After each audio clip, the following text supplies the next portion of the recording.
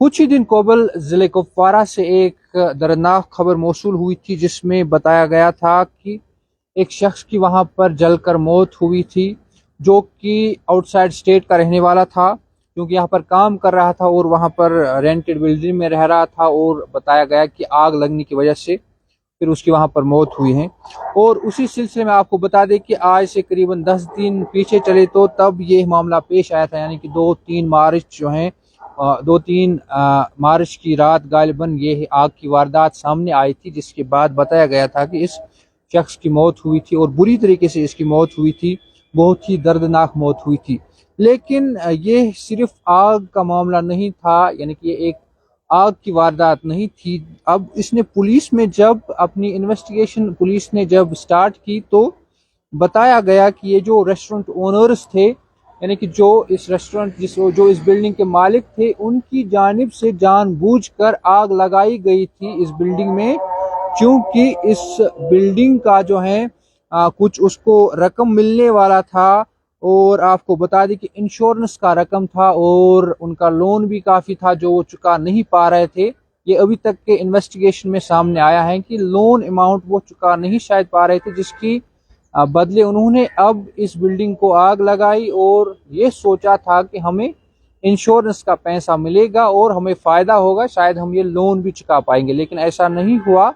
Police ने मुस्तैदी के साथ काम किया और आज ये इन्वेस्टिगेशन कहीं ना कहीं सबके सामने आई, जिसके बाद ये पता चला है पुलिस के मुताबिक कि ये जो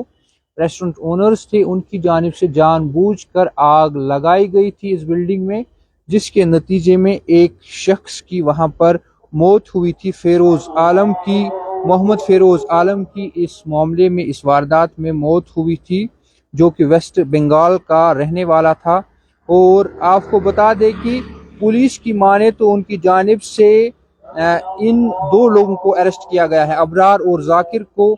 अरेस्ट किया गया है। और उनसे इंटरोगेशन जब हुआ, इंटरोगेट उनको किया गया तो ये उन्होंने कन्फेशन भी किया है। ये पुलिस का अभी स्टेटमेंट हम आपको बता रहे हैं कि उन्होंने कन्फेस किया है कि जी हाँ, हमने खुद ही आग लगाई थी